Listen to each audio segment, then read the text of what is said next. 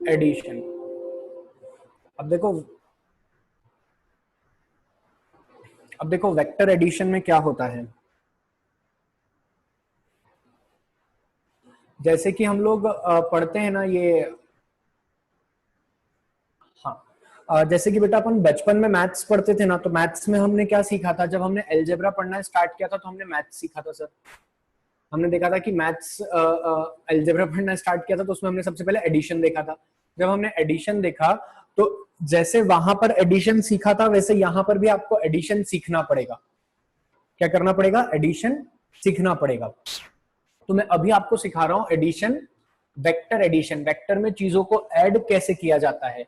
अब वेक्टर में चीजों को ऐड करने के लिए देखो वेक्टर क्या है, वेक्टर में चीजें ऐड करनी है तो इसमें डायरेक्शन का भी ध्यान रखना है और मैग्नीट्यूड का भी ध्यान रखना है, तभी हम चीजों को ऐड कर पाएंगे। साथ ही साथ मैंने लास्ट क्लास में ये भी बताया था, लेंथ ऑफ दी वेक्टर, जितना ज्यादा लेंथ होगी उतना ज्यादा उसके मैग्नीट्यूड को बताएगा।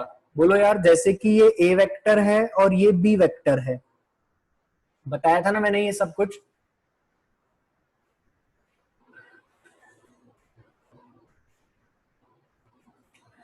तो कौन सा वेक्टर बड़ा होगा मैग्नीट्यूड वाइज, ए और बी? ए वेक्टर। मतलब कहानी सबको यहां तक क्लियर है। अब देखो जो मैं तुम्हें पढ़ाने जा रहा हूं ना, वो मैं बता रहा हूं वेक्टर लॉ ऑफ एडिशन। क्या पढ़ा रहा हूं मैं? Vector law of addition.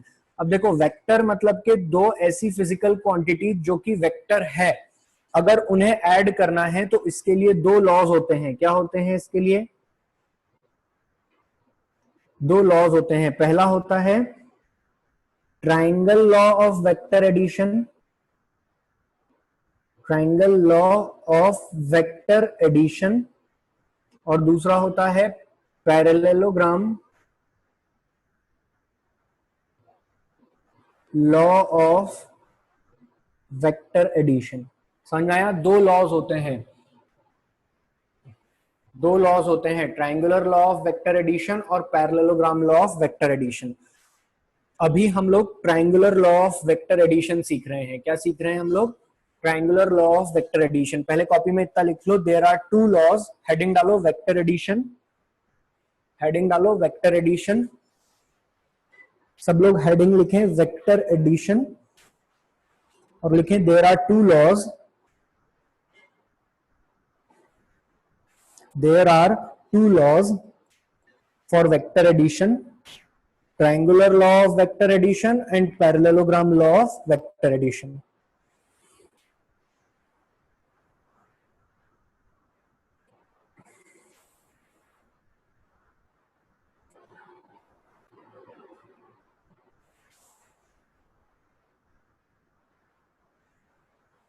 लिख लिया?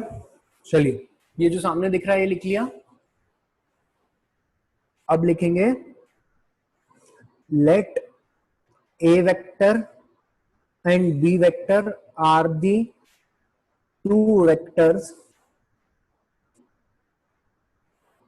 and adding them gives the resultant r। क्या पढ़ा रहा हूं मैं तुम लोगों को? Triangular law of vector addition. इसमें ये और लिखो। हाँ, तो ये क्या कहता है कि आपको इन दो वेक्टर्स ए वेक्टर और बी वेक्टर को अरेंज करना है along the adjacent side of the triangle. Adjacent side of the triangle का मतलब क्या हुआ? ट्राइंगल की आसपास वाली साइड। तो ये आसपास की साइड में तो है लेकिन इन सेम डायरेक्शन। अब सेम डायरेक्शन कैसे पहचाने? तो देखो मेरा हाथ कैसा जा रहा है, ये हाथ ऐसा गया, ये हाथ ऐसा गया, ये गया, ये गया, ये गया और यहां गए। तो मैंने हमेशा एक ही डायरेक्शन में मोशन किया ना, एक ही डायरेक्शन में इन द सेंस कि मैं क्लॉकवाइज ही घूमता गया ना। मैंने कभी भी ऐसा नहीं किया कि ऐसा चला और फिर ऐसा भी आ गया, ऐसा नहीं किया ना। समझ में आ रही है एक ही डायरेक्शन की बात? That is in same sense of motion. बोलो ना यार बच्चों।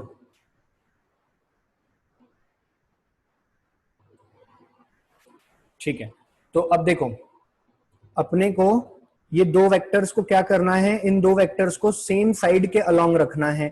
तो सेम साइड के अलोंग तो हम रख देंगे, लेकिन सेम डायरेक्शन में भी रखना बोल रहे हो सर, तो ये रहा बी वेक्टर ऐसा, और ये रहा ए वेक्टर। देखो अब ये सेम डायरेक्शन में है, देखो ये सब सेम डायरेक्शन में एक जैसे क्लॉकवाइज सेंस में घूम रहे हैं। अरे यार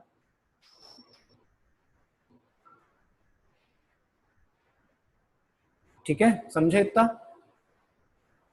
अब क्या कहता है इसका दूसरा पॉइंट, इसी लॉ का दूसरा पॉइंट कहता है the third closing side is the magnitude of resultant taken in opposite direction। ये क्या कह गए सर आप। अब ये जो इसका लॉ कहता है कि जो तीसरी साइड ट्राइंगल की कौन सी होगी, ये जो मैं रेड पेन से बना रहा हूं देखो sir, this is the third side of the triangle. तो ये कहता है कि द थर्ड क्लोजिंग साइड, मतलब ये जो लाल वाले लाइन की लंबाई है ये क्या है, मैग्नीट्यूड है किसका, ए और बी वेक्टर के एडिशन का। और इसका डायरेक्शन क्या होगा, इसका डायरेक्शन होगा जिस डायरेक्शन में ये मूव कर रहे हैं उसके अपोजिट। तो देखो ये सब क्लॉकवाइज मूव कर रहे थे तो ये एंटी क्लॉकवाइज आ गया। अरे यार हाँ या ना बोलो, क्या कहा उसने, रिजल्टेंट का क्या होगा, जो लाल वाली लाइन है दिस इज, इसकी जो लेंथ है this is the magnitude of resultant, और इस रिजल्टेंट की दिशा क्या होगी, क्योंकि ये जो रिजल्टेंट आया है ये भी तो एक वेक्टर ही है, तो इसकी दिशा क्या होगी, तो इसकी जो दिशा होगी ये होगी opposite to the this motion. ये जो ऐसा साइक्लिक मोशन बन रहा है इसके अपोजिट होगी। समझ में आई थी बात। मैं इसको फिर से समझाऊंगा, पहले एक बार थोड़ा थोड़ा क्लियर हुआ सभी को। तो आर वेक्टर ये हो गया, ए वेक्टर ये हो गया, बी वेक्टर ये हो गया। समझ में आया इतना, ए बी वेक्टर आर। अच्छा चलो एक और एग्जांपल लेते हैं अपन, तो एकदम सिंपल सा, अब तुम लोग जवाब दोगे। ए वेक्टर प्लस बी वेक्टर बराबर आर वेक्टर है। ए और बी का रिजल्टेंट क्या आ रहा है, आर आ रहा है। अगर मैंने ए वेक्टर इसको मान लिया,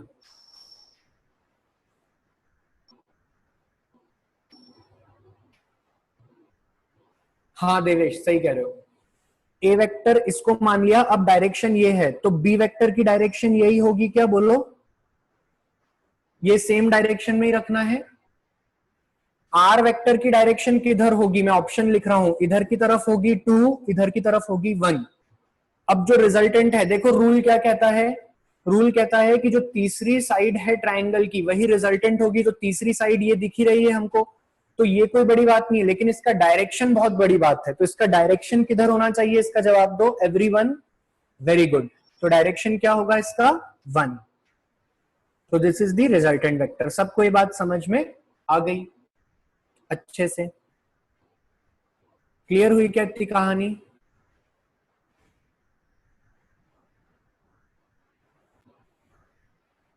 क्वेश्चन क्या पूछा मैंने आप लोगों से, मैंने आपसे पूछा कि आर वेक्टर की डायरेक्शन बतानी है, ये क्वेश्चन दिया है। तो मैं ए की डायरेक्शन में चलता हूं, बी की डायरेक्शन में चलता हूं, और अगर ऐसी डायरेक्शन में नीचे आ जाऊं तो साइकिल पूरी कंप्लीट हो गई। लेकिन रूल क्या कहता है, रूल कहता है कि अगर आप ए की डायरेक्शन में चल रहे हो, बी की डायरेक्शन में चल रहे हो, तो जो आपका रिजल्टेंट होगा, जो आपका रिजल्टेंट होगा वो इन दोनों डायरेक्शन के अपोजिट आएगा, उल्टा, वो चेन को ब्रेक करेगा। तो ये आ गया आपके रिजल्टेंट का डायरेक्शन। सभी बच्चों को रिजल्टेंट का डायरेक्शन समझ में आया।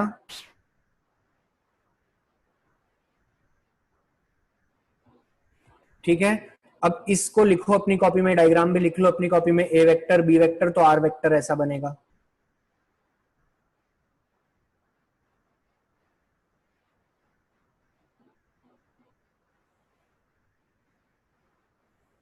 मतलब रिजल्टेंट का डायरेक्शन, सर अगर हम रिजल्टेंट का डायरेक्शन, इधर देखो सब लोग, सर अगर हम यहाँ पे देखें ना तो रिजल्टेंट का डायरेक्शन क्या होगा,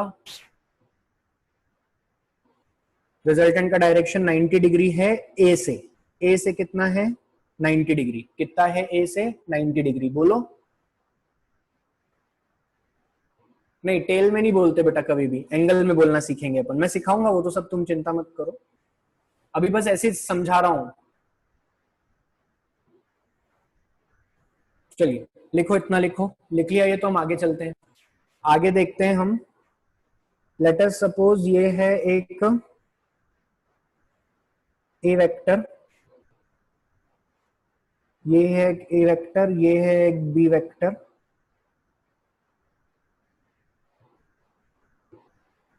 ए वेक्टर यहां से चालू हुआ है, ये है हमारा बी वेक्टर। अब मैं एंगल बिटवीन द वेक्टर क्या लूंगा, बताओ यार, ये तुम्हें ही बताना है। तुम लोग बताओ एंगल बिटवीन द वेक्टर क्या लूंगा मैं, क्या ये मेरा एंगल बिटवीन द वेक्टर होगा क्या, एक सेकेंड, ये मेरा एंगल बिटवीन द वेक्टर होगा क्या, यस और नो?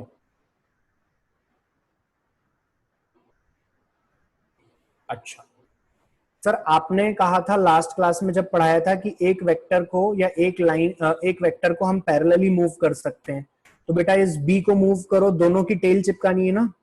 हमने पढ़ा ही था कि वेक्टर में दोनों की टेल अटैच करनी है, ये टेल अटैच कर दी, दोनों की, दोनों की टेल अटैच कर दी, तो यहाँ पे कुछ थीटा बन रहा होगा, तो ये थीटा और ये थीटा सेम होंगे ना यार, ये पैरेलल लाइन है।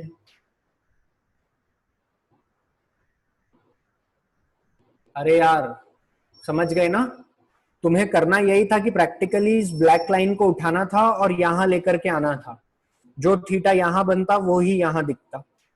समझ गए सब लोग? ठीक, बढ़िया। क्लास कॉपी और क्लास नोट्स रिवाइज करते रहा करो, अब पुरानी बातें कभी भी आ जाएंगी सामने। अच्छा, तो सर अगर हम देखें तो ये तो ट्राइंगल की दो साइड के अलोंग हो चुका है, एज पर दी ट्राइंगल लॉ दो साइड के अलोंग हो चुका है, तो जो तीसरी साइड होगी, ये रही वो तीसरी साइड, जो तीसरी साइड ये होगी सर, इसके अपोजिट डायरेक्शन में हमारा ये आएगा रिजल्टेंट वेक्टर, बोलो। अरे यार बच्चों, अच्छा ठीक है। अब अल्टीमेटली ना हमें दिमाग क्या लगाना है, देखो हमें ये रिजल्टेंट की, अगर मैं ये ब्लू वाली लाइन की लेंथ फाइंड कर लूं, इस ब्लू वाली लाइन की मैं लेंथ फाइंड कर लूं, तो जो ब्लू वाली लाइन की लेंथ होगी यही तो मैग्नीट्यूड ऑफ रिजल्टेंट होगा, यही तो मैग्नीट्यूड ऑफ रिजल्टेंट होगा, बोलो ना यार।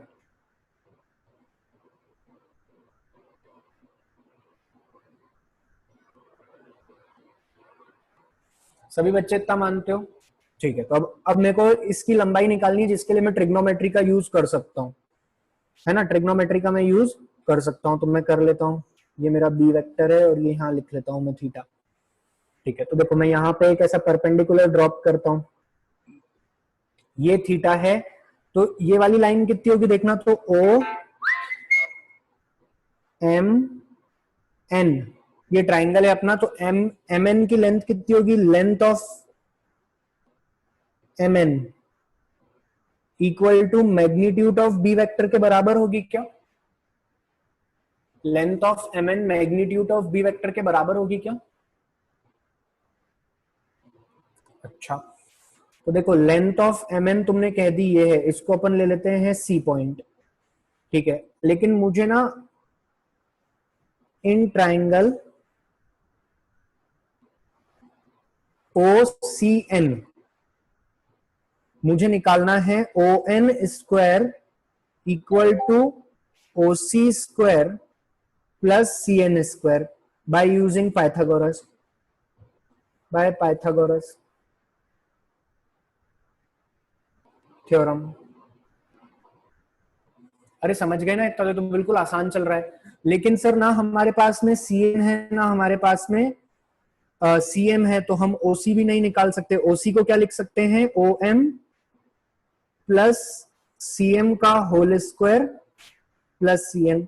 अब ना सी एम है सर ना सी एन है, कैसे सॉल्व करें, तो देखो मैं जो लिख रहा हूं उसमें तुम लोग जवाब देते जाना मुझे, है ना, सब बच्चे जितने भी बैठे, ये थीटा है तो थीटा के सामने वाला परपेंडिकुलर, ये बेस और ये हाइपोटेनियस, है ना, तो मैं लिखता हूं पहला कॉस थीटा, कॉस थीटा कितना होगा, बेस अपॉन हाइपोटेनियस मतलब सीएम अपॉन में मैग्नीट्यूड ऑफ बी वेक्टर। अरे यार, तो यहां से सीएम की वैल्यू कितनी आ रही है, मैग्नीट्यूड मैग्नीट्यूड कॉस थीटा। मानते हो क्या ये बात? Cn की वैल्यू हर कोई? अरे ट्रिग्नोमेट्री लगाइए यार। अगर मैं पूछूं साइन थीटा तो तुम कहोगे sine theta is perpendicular upon hypotenuse. तो परपेंडिकुलर क्या होता है? परपेंडिकुलर क्या होता है? Cn अपॉन में मैग्नीट्यूड ऑफ बी वेक्टर। तो Cn की वैल्यू कितनी आ गई? Magnitude of B vector into sine theta. अरे यार बच्चों क्लियर है? अब मैं इन्हीं सब चीजों को यहां पुट कर रहा हूं, तुम लोग देखते जाना। सर अगर हम पुट कर दें तो OM की वैल्यू कितनी है? OM कितना है? अच्छा लेंथ ऑफ, इधर देखो सब लोग, length of OM equals to magnitude of A vector, ये OM है ना। तो अब अपन यहां पे सब लिख देते हैं, मैग्नीट्यूड ऑफ ए, CM को लिख देते हैं अपन magnitude of B cos theta का होल स्क्वायर प्लस CN क्या है? Magnitude of B sine theta का whole square. A plus B का होल स्क्वायर लगाता हूं मैं, सब लोग ध्यान से देखना। ए का मैग्नीट्यूड का स्क्वायर, बी के मैग्नीट्यूड का square, cos square theta plus 2 magnitude of A magnitude of B cos theta plus इसको भी ओपन कर लेते हैं तो मैग्नीट्यूड ऑफ बी का स्क्वायर साइन स्क्वायर थीटा। ऐसा ही होगा क्या? जरा तुम लोग कॉपी करना स्टार्ट करो फटाफट, फिर जगह की प्रॉब्लम आएगी। यहां तक सारा लिखना स्टार्ट करो जल्दी से।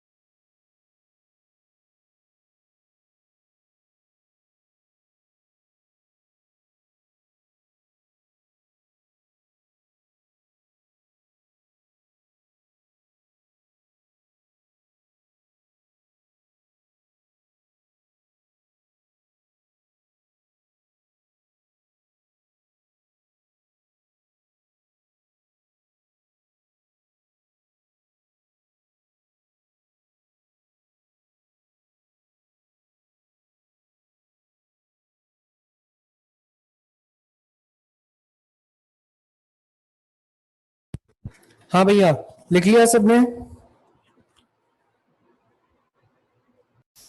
क्या ON वेक्टर को मैग्नीट्यूड ऑफ R का होल स्क्वायर बोल सकते हैं?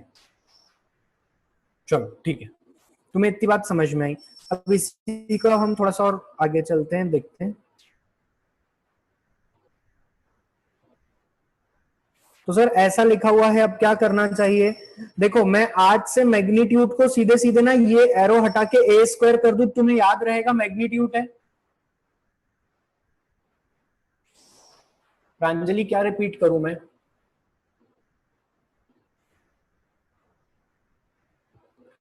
अभी मैंने सिर्फ इतना कहा कि ये जो ON है, ये ON है, इसको मैं R वेक्टर बोल सकता हूं।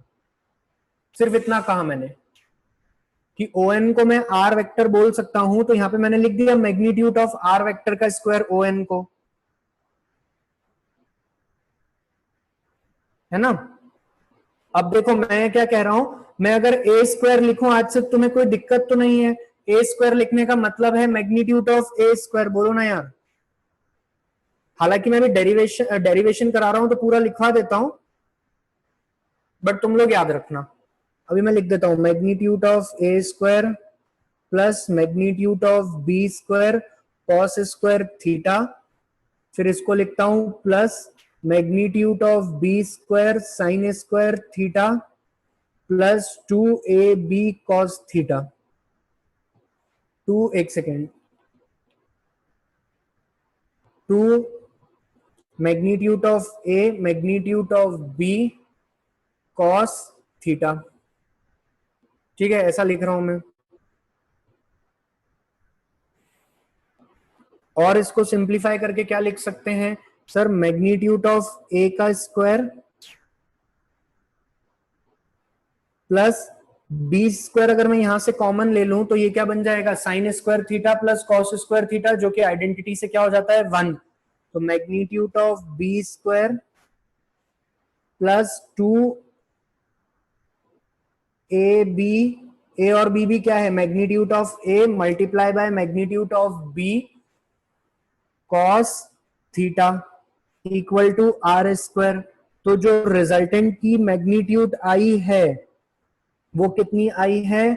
Under root of A square plus B square plus 2ab cos theta, where ए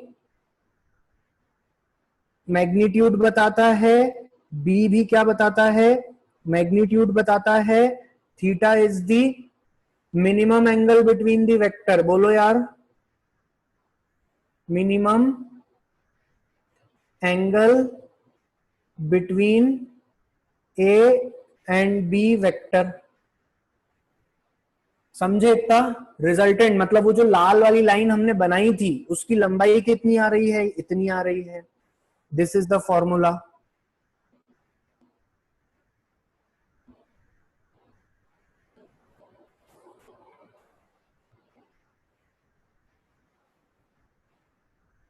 पहले इतना लिख लो सभी लोग, फिर जो डायग्राम वाइग्राम बताना है मैं बता दूंगा।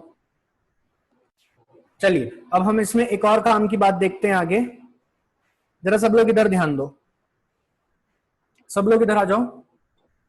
देखो जरा, ये जो डायग्राम है सर, इस डायग्राम में आर का मैग्नीट्यूड लिखना आपने सिखा दिया। आर का मैग्नीट्यूड लिखना सीख लिया हमने। आर का मैग्नीट्यूड क्या होता है? अंडर रूट ऑफ, बोलेंगे सब लोग, under root of A square B square, under root of A square plus B square plus 2ab cos theta. ठीक है, तो हमने आर का मैग्नीट्यूड लिखना सीख लिया, लेकिन आर का डायरेक्शन क्या लिखना है? क्योंकि आर तो एक वेक्टर है, आर एक वेक्टर है, तो मैं क्या ऐसा कह सकता हूं कि आर वेक्टर अल्फा एंगल पे है ए से? सब बच्चे जवाब दें, क्या मैं ऐसा कह सकता हूं कि आर वेक्टर अल्फा एंगल पर है ए से? ए से बनने वाली लाइन का या ए वेक्टर से रिजल्टेंट वेक्टर अल्फा एंगल पर है।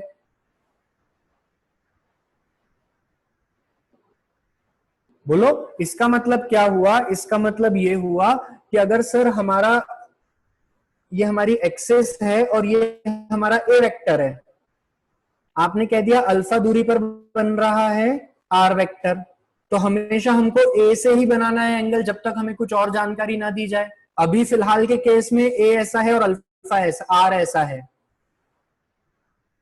बोलो यार, तो हमने एंगल कहां से लिखना सीखा है? ए वेक्टर से, बेस से। अगर ए वेक्टर घूम जाए तो अल्फा यहां से कितना हो जाएगा? अगर ये थीटा घूम गया तो, या ये बीटा घूम गया तो अल्फा प्लस बीटा। बोलो क्लियर है? मैं फिर से बोलता हूं ये बात, 1-2 मिनट। देखो मैंने क्या बोला, मैंने बोला कि मैंने तुम्हें अभी क्या पढ़ाया? मैंने तुम्हें पढ़ाया, मैं एक बार फिर से बोल रहा हूं, सब लोग ध्यान से सुनना इस बात को। मैंने तुम्हें पढ़ाया कि ये ए वेक्टर है हमारा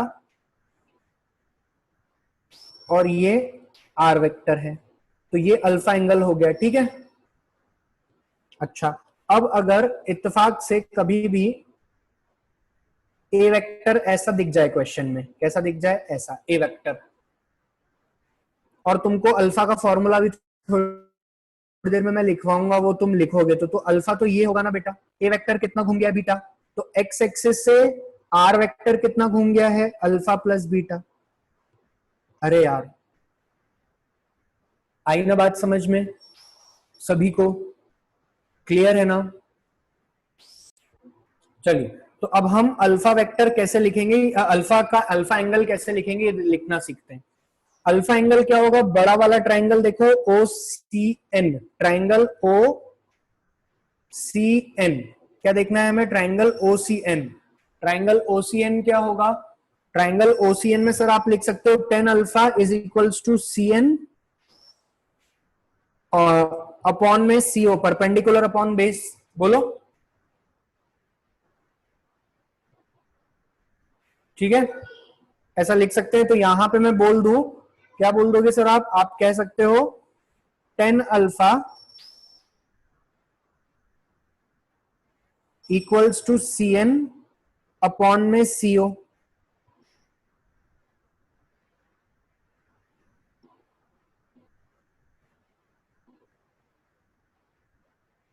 तो मेरी बात आई कि नहीं समझ में? लिख सकता हूं ना, टेन अल्फा बराबर सी N upon CO.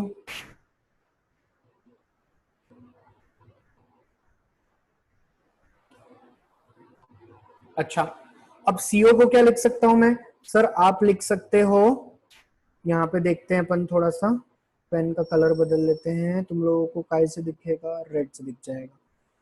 Ten alpha C N, और सीओ को क्या लिख सकते हो, O M plus C M. C N की वैल्यू तुमने खुद ने यहां लिख रखी है, सी एम की वैल्यू तुमने यहां लिख रखी है, और ओ एम तुम्हें पता है, सारी वैल्यूज रख दो। तो सी एन की वैल्यू कितनी हो गई, magnitude of B sine theta upon में magnitude of A plus magnitude of B cos theta equals to tan alpha. इसको सॉल्व करके हम अल्फा की वैल्यू निकाल लेंगे ना। मान लो ये पूरा सॉल्व करने पे आया 1, तो क्या दिखेगा, टेन अल्फा बराबर 1, तो अल्फा बराबर कितना, 45 डिग्री। मतलब ए एक्सिस से जो आर रिजल्टेंट है वो कितना है, 45 डिग्री। ऐसा कुछ भी आ सकता है ना। अरे यार,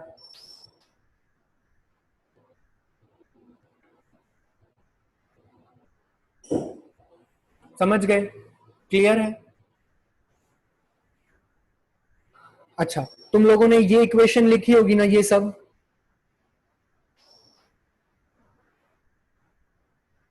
हाँ, अल्फा की जो वैल्यू निकलेगी वो रिजल्टेंट की डिग्री में होगी वैल्यू, बिल्कुल। इसी के नीचे नोट लिखना, इसके नीचे नोट लिखना ऐसे, direction of resultant, direction of resultant vector from A vector. कहां से लिया है हमने, ए वेक्टर से, आर वेक्टर का डायरेक्शन। और फिर ये इतना लिख लिया, अब ये लिखना, पहले लिखो इसके नीचे note, direction of R vector from A vector, और अब ये लिख लो टेन अल्फा और ये पूरा।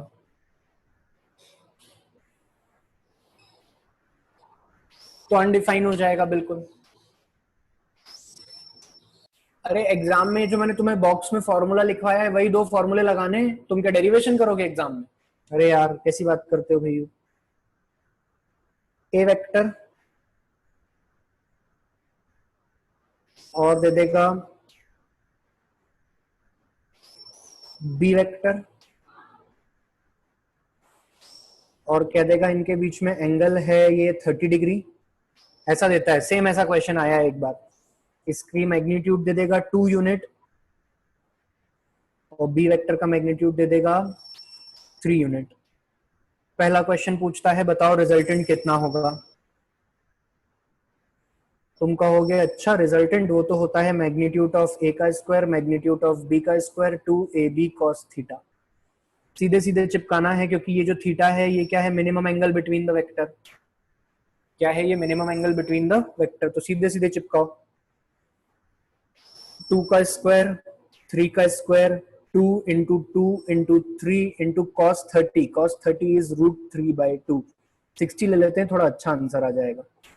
1/2, 1/2, 2 से 2 गया, ये क्या बच गया, 4 प्लस 9 प्लस 6, 4 प्लस 9 प्लस 6 √19।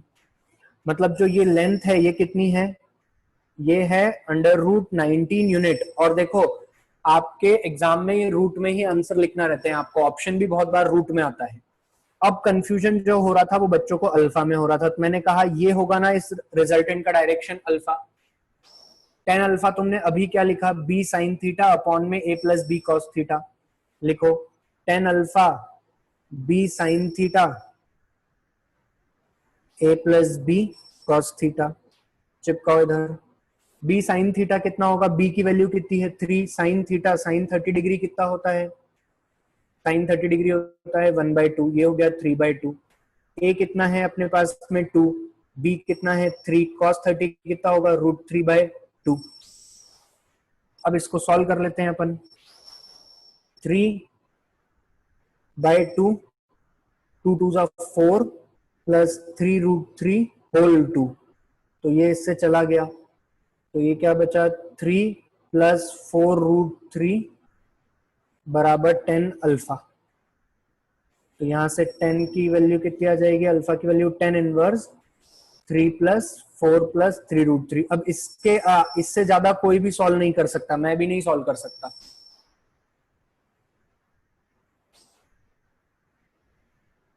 ठीक है, अल्फा हमेशा ए वेक्टर से, ये जो तुमने फार्मूला रटा है ना ये ए वेक्टर से लिखा है। अभी मैं वो भी कहानी समझा रहा हूं, पहले जितना पढ़ाया उतना समझ में आया क्या, वो भी सारा अल्फा का कंफ्यूजन दूर कर रहा हूं। पहले ये बताओ कि ये समझ में आया क्या,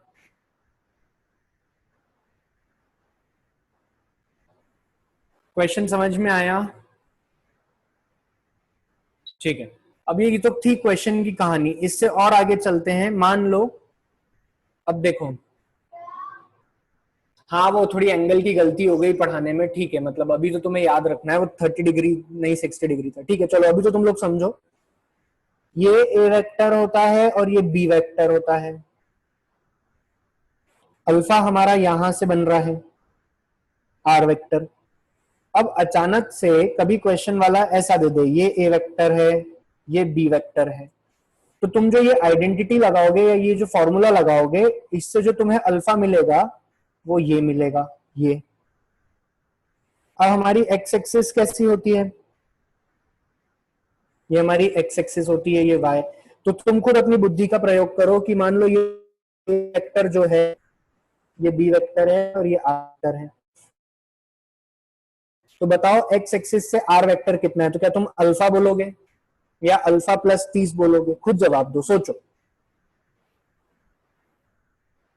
क्या बोलने वाले हो।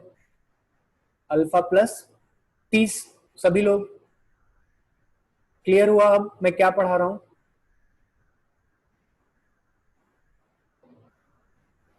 बस यही बात थी जो मुझे वेक्टर एडिशन में डिस्कस करना थी।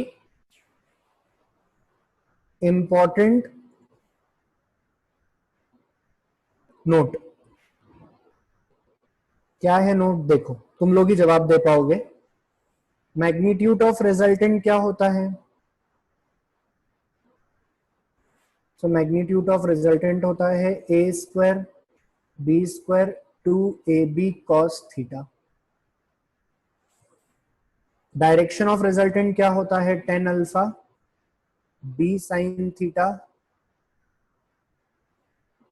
ए प्लस बी कॉस थीटा, है ना। ये दो फॉर्मूले मैंने तुम्हें आज डिराइव करवाए हैं, डेरिवेशन से ज्यादा इनकी नीड है फॉर्मूलों की।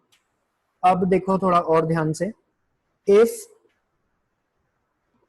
अभी सिर्फ मैं इसकी बात कर रहा हूं, है ना, सारा खेल इसके लिए कर रहे हैं अपन। इफ थीटा इक्वल टू 0, अगर थीटा 0 हो जाता है तो आर क्या होगा, A square B square plus 2ab, क्योंकि कॉस 0 डिग्री पे 1 होता है, तो आर को मैं डायरेक्टली लिख सकता हूं क्या, A plus B, magnitude of A plus magnitude of B. इसका मतलब ये हुआ, इधर देखो सब लोग ध्यान से, इसका मतलब ये हुआ एक वेक्टर है ए और दूसरा वेक्टर है बी, और अभी इन दोनों के बीच में एंगल कितना है? 0।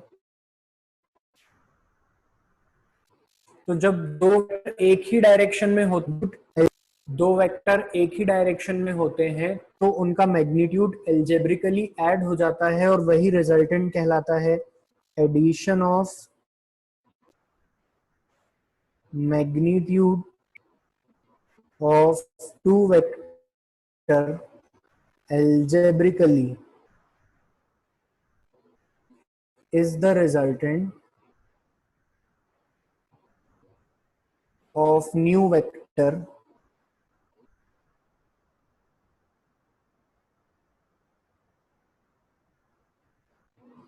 r vector when angle between them is 0.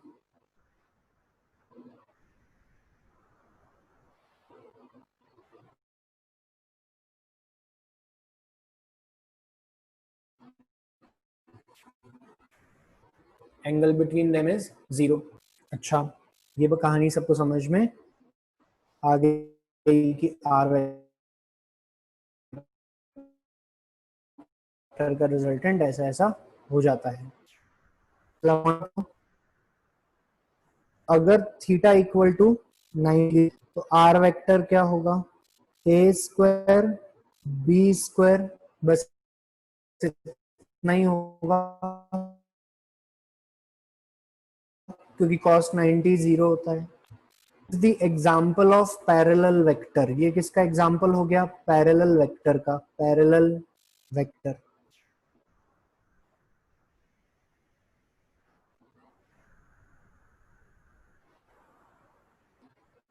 अच्छा, एक दो मिनट फिर यहाँ पे एक और नोट बना लो, फिर कंफ्यूजन हो। इसी में एक और नोट लिख लो, अभी लिखना, मतलब जब मैं कहूँ ए वेक्टर बराबर अगर बी वेक्टर हो जाए तो ये क्या बन गया? Equal vector. और उसका रिजल्टेंट क्या होगा? 2 टाइम्स ऑफ ए या 2 टाइम्स ऑफ बी, कुछ भी ले लो रिजल्टेंट, अगर थीटा क्या है? 0।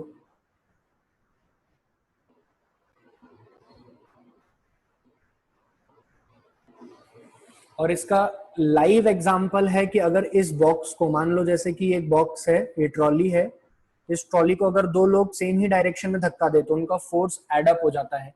अगर मान लो ये 2 न्यूटन का फोर्स लगाए और ये 3 न्यूटन का फोर्स लगाए, दोनों फोर्स एड अप हो जाते हैं। अरे हाँ या ना सभी लोग? क्लियर हुआ क्या जो लिखा हुआ है स्क्रीन पे सभी को?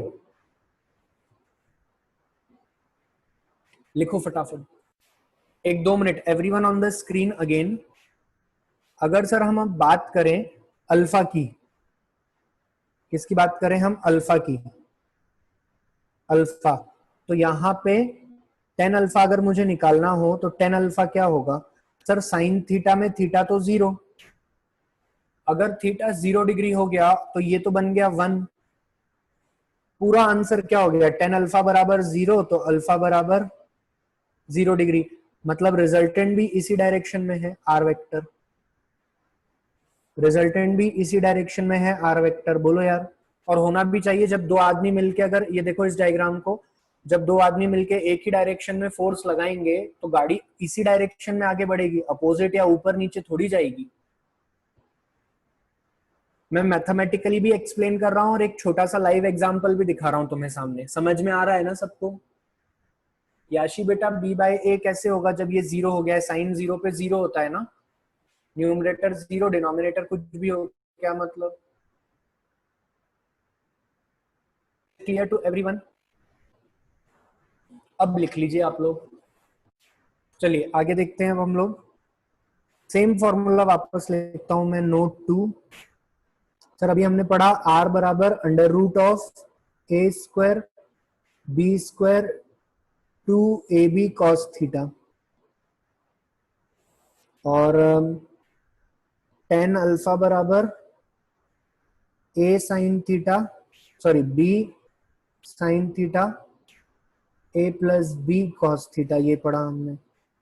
अब नोट 2 क्या कहता है हमको, if theta equal to 90 degree हो जाए, मतलब एक वेक्टर ए वेक्टर ऐसा है और बी वेक्टर ऐसा है, इन दोनों के बीच में बनने वाला एंगल कितना है, 90 डिग्री है। अगर ऐसा हो जाए तो आर वेक्टर क्या होगा, magnitude of R vector under root of A square plus B square, क्योंकि cos 90 क्या होता है, cos 90 जीरो होता है।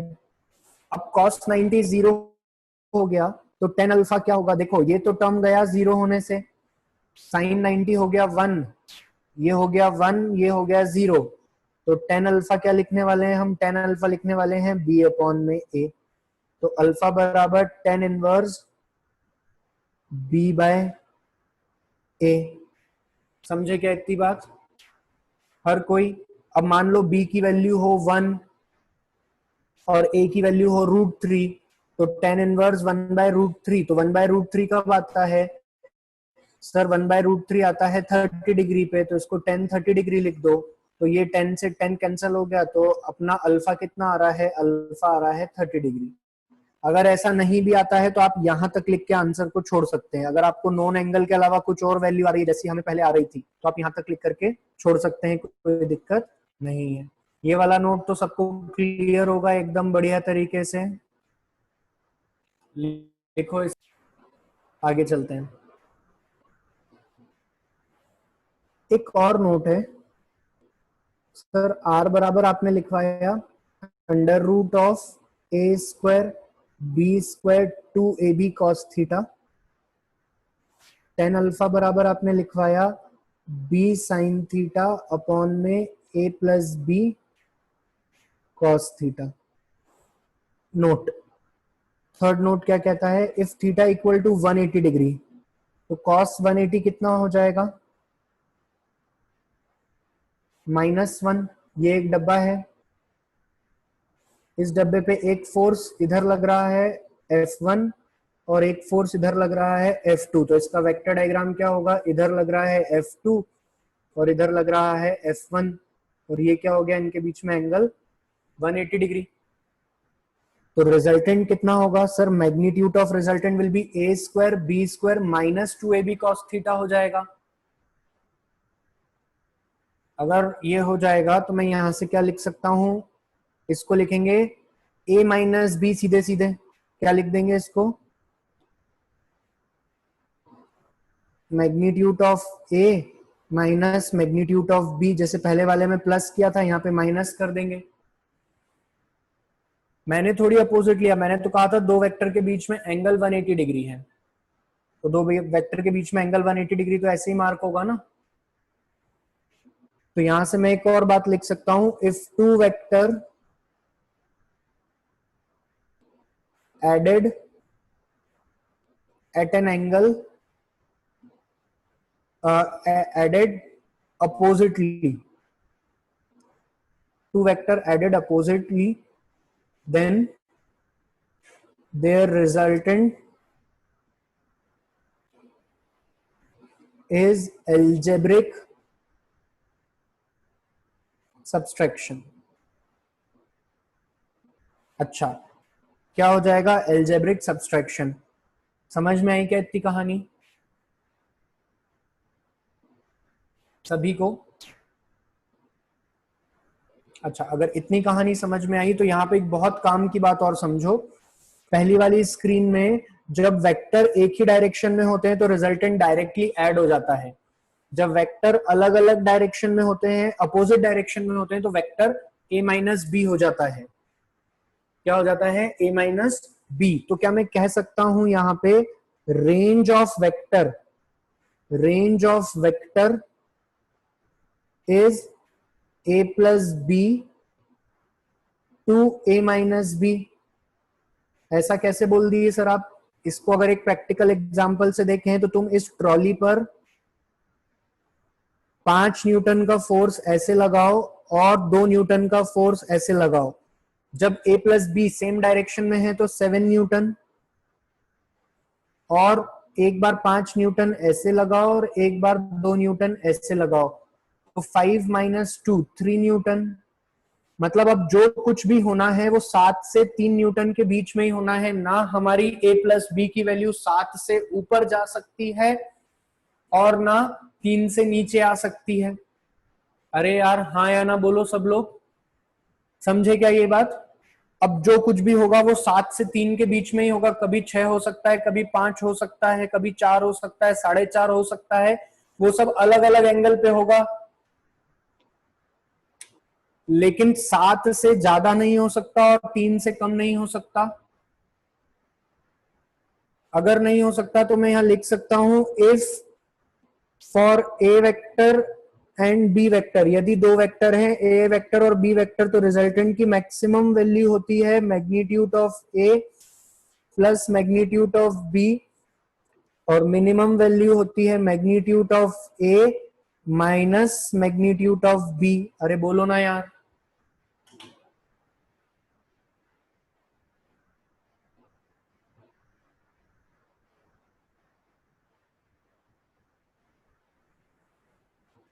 लिखें। 2 मिनट सब लोग व्हाइट बोर्ड पे आ जाओ जल्दी से। अभी तक मैंने तुम्हें ये पढ़ाया, यदि नोट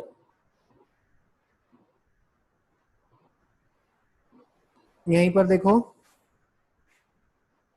यदि a और b एक समान होते, मैग्नीट्यूड ऑफ a बराबर मैग्नीट्यूड ऑफ b, तो रिजल्टेंट कितना हो जाता?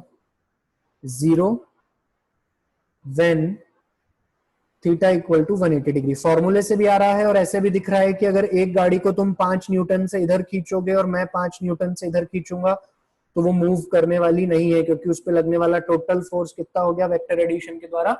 0। So this is the case of opposite vectors. Same opposite vector में 0, और अगर अलग अलग वैल्यू के अपोजिट वेक्टर हैं तो a माइनस बी। समझे इतनी कहानी? हर कोई ये भी लिख लो फटाफट। एक है वेक्टर जो कि 1 यूनिट का है, दूसरा है जो कि 3 यूनिट का है, तो इन दोनों से हम कितना मैक्सिमम और कितना मिनिमम ले सकते हैं वो हमें कौन बताता है? Range of vector.